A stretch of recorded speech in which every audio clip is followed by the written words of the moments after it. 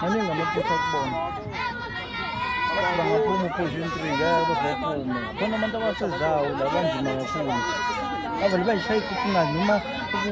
kudlalile kuphuza ne-deep house noma kudlalwane evele usazozizwa into emnandi esazodlalwa la